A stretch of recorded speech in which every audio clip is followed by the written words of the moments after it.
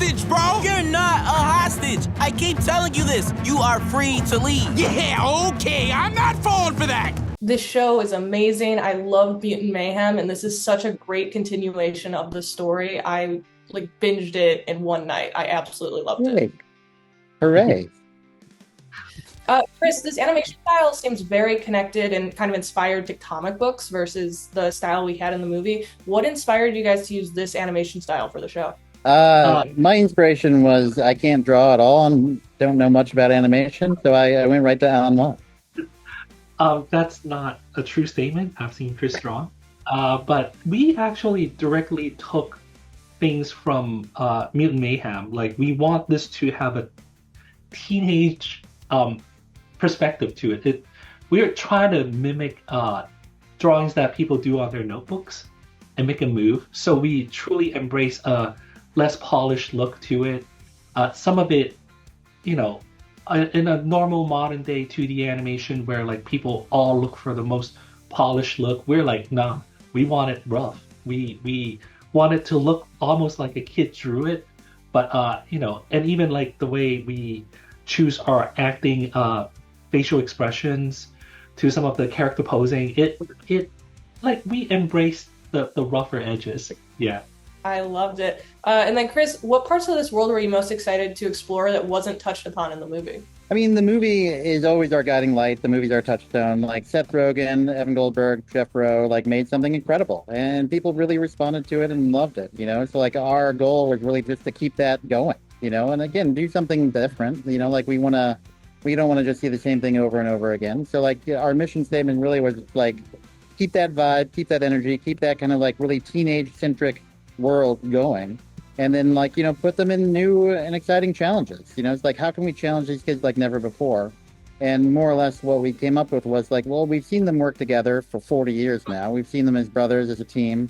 Let's split them up. Let's tear them apart. Let's bust up that squad and see how they do on their own. I think that's been a lot of the fun of it for us. I loved that aspect of it. It was so much fun to see each of them kind of grow into their own in their own little adventure. Which Turtles adventure kind of surprised you the most when you were working on it? For me, it was the Bonnie arc. I thought, entering, I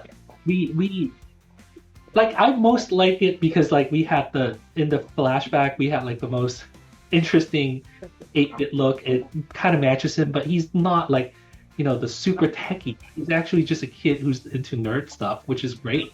But Chris, what's yours? I was gonna say Raph, because he has to stretch a muscle that he normally doesn't do. But I think Mikey's arc, Mikey having to be the responsible one and really kind of step up and do some fairly responsible stuff in the funniest way possible was it ended up we got some good stuff out of that. And we got Pigeon Pete. Pigeon Pete is insane, and I just need an entire spinoff about Pigeon Pete's adventures. Oh, just you wait. You haven't seen nothing yet. Oh, I love that. What inspired this version of Bishop? I worked on the 2003 Ninja Turtle show, which included several Bishop-heavy arcs. And Bishop was a very serious, very man-in-black character.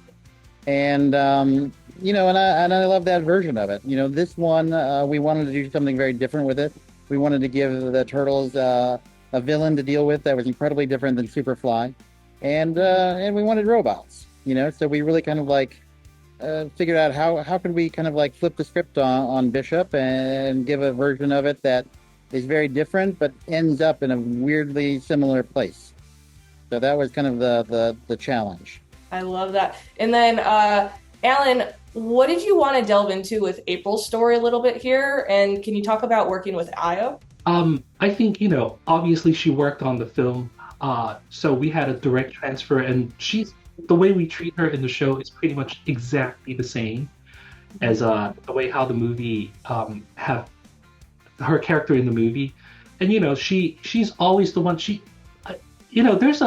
in the previous version, there's always a weird separation. There's an April thing. But right now, I feel like we integrated her in a way where she is really part of it. The way how she's involved herself in all the adventures.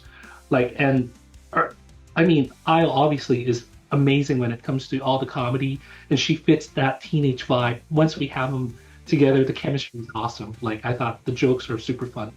So yeah, I thought, like, I had a lot of fun actually working with this version of April. And honestly, like Io is a genius, dude. Like it's weird. Like when we started working with her to now, like I think she's won every award on the planet and well deserved. Like she is one of the smartest actors I've had the pleasure to work with, and she brings so much of herself to it. It's been nothing but a delight. I love it. And then you both are very familiar with the Teenage Mutant Ninja Turtles. What about this version stands out for you versus the past versions you've worked on? I think it's like I think this views the most teenage the aspect of teenager has been highlighted the most. And, you know, the comedy, the way how the characters behave, and the general vibe of the entire show, like it has an authentic teenage aspect to it. It's like a Seth Rogen movie. You know, and yeah, I thought that's the most different for me.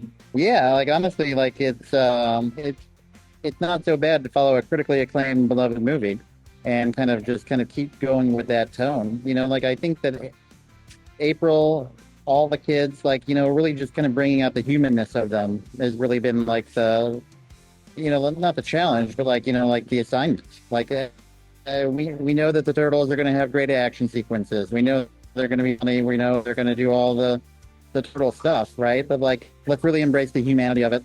You know, like let's see that from April. Let's see that from the kids. Let's see that from Splinter. That's really been like what has set this one kind of apart. You know, like 2003 was more of a comic book thing. 2012 was crazy and did everything, and I loved it. Rise was its own thing, but this one really is just kind of really focusing on that teenage heart. I love it. Thank you guys so much for taking the time to talk to me. The show is amazing. I can't wait for more people to see it. Thank you. All your strength is not enough, Raphael. Your brothers' butts will be kicked, all because you couldn't save them.